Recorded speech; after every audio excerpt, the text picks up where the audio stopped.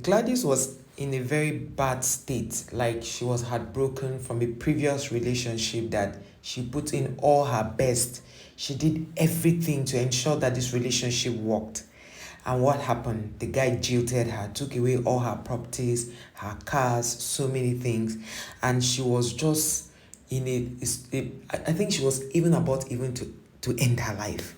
So Gladys was thinking, what will she really do? She doesn't want to end her life. What can she do for life to be better? That she gave in her best in this relationship. She ensured that she gave the guy, she never cheated on the guy. Everything was going fine.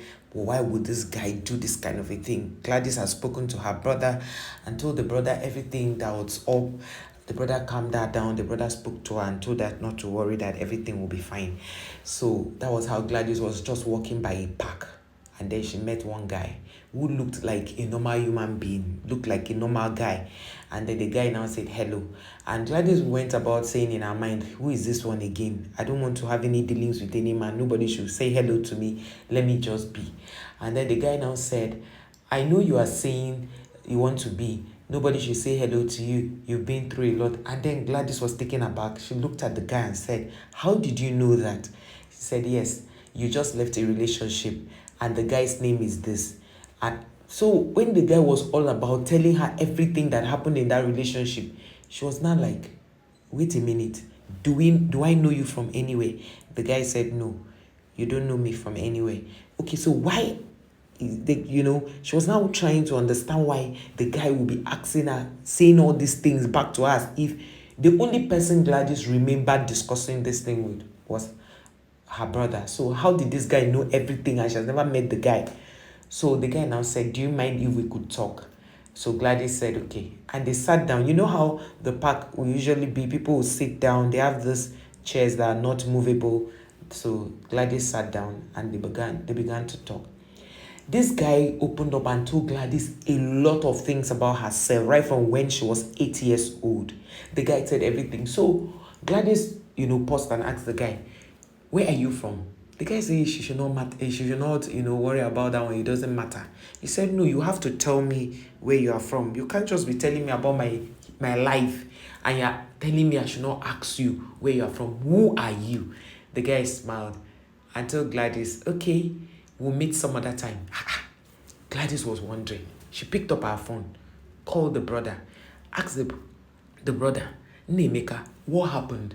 Did you tell anybody what I've been going through? And Nemeka said, no. What happened? What's going on? And Gladys began to tell the brother Nemeka all that had happened in the park. So the brother now asked, are you sure it's not his spirit? She said, Abba, his spirit. That she saw the person one-on-one, like she was not hallucinating. She saw the guy. So it's not possible that he will be a spirit. So Nemeka now said, this is a strange thing because this same story, the day you were telling me I was alone. So it's not like anybody was there. So Gladys now decided to go speak to one of her friends. So immediately she spoke to the friend. She told the friend everything. The friend was like, wait, this is strange. Guess who came around? The same place was this guy. So she now asked the guy, how did you find me? What are you doing here? The guy now said, you cannot hide. A golden fish does not hide. So the lady Gladys was now wondering, how did you get to this place? I didn't tell you where I was going. How did you get here? So the friend was now asking her, Gladys, who are you speaking with? She said, is it that you cannot see him? She said, no, that she can't see him. Gladys was saying, no, you can't say that. So that was how Gladys was now saying, that she was talking to the person. Her friend was now asking her, Gladys, I can't see anybody you're talking to. Hope you are okay. I hope this is not migraine. No. Are you having headache? She said, no. And then that was how the guy now fizzled out. So Gladys now was wondering, could it really be true that this guy is a spirit? So one day something happened that her ex called her, and then the guy walked into Gladys's house. Remember, she did not tell the guy where she lived. She did not tell so Gladys was now asking the guy, what do you really want? Why are you here? The guy now told Gladys that this guy who is calling her, she should stop picking his calls, that it doesn't mean well, that the guy is planning to come back so that you hit her, that give her the worst hit, so you should not allow the guy come into her life again. So the guy was now, talking and talking. And then she now said that she doesn't want this kind of a thing. That if he's not ready to, say who he is, there will be no point for him to be coming to her. That it doesn't make sense and all that. So she now told Gladys that Gladys should calm down. That he doesn't mean harm. That if he meant harm, from the day they met at the park, he would have harmed her. When they met at the friend's place, he would have done something to her. But that she should calm down. There's no problem. So that's how Gladys calmed down. And then Gladys now saw that the guy was always in her house.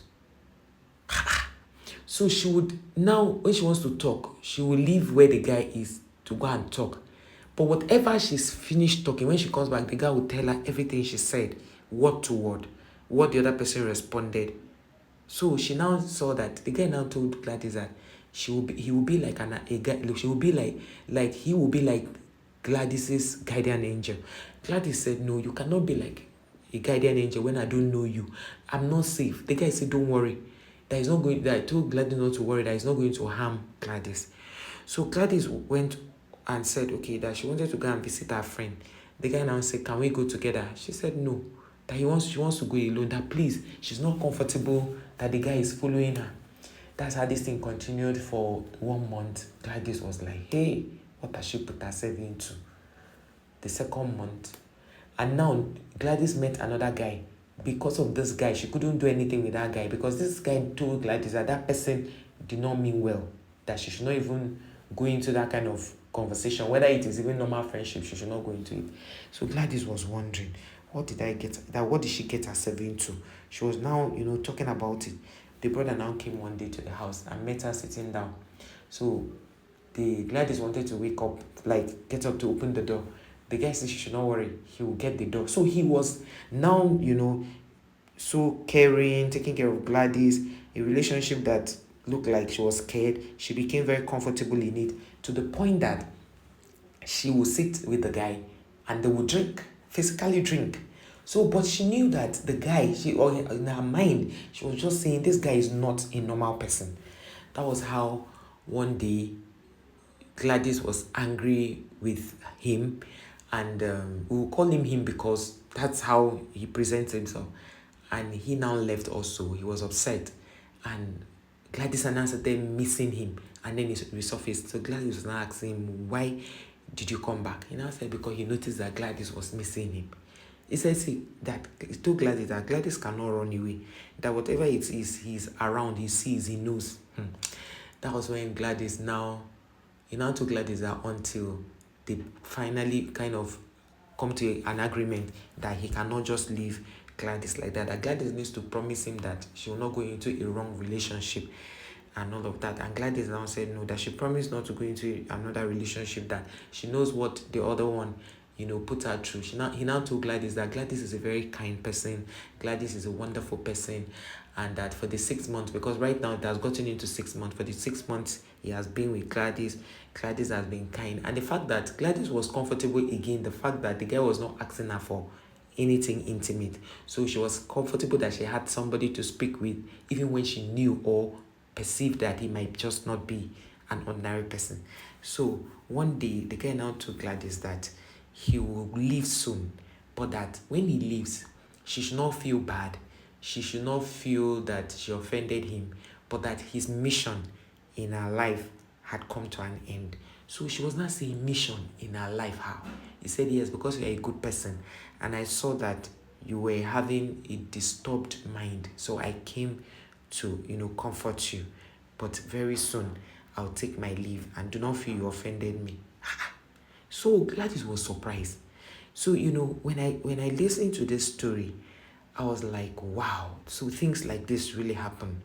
So one day, after I'd listened to this story, one day I was on Daddy Freeze's live. Daddy Freeze is a content creator and also an on-air personality. He did a live stream and a woman came on air to say similar things to what I've just told you, about how a spirit became her boyfriend and be her husband for the longest. So I was like, so this thing is true. When you tell these stories, people think you're just making them up or you're just trying to, say these things. No, until if you go to Daddy Freeze's page, go to his page on Facebook I think this thing, Facebook or Instagram, you're going to find this video of the woman saying her story.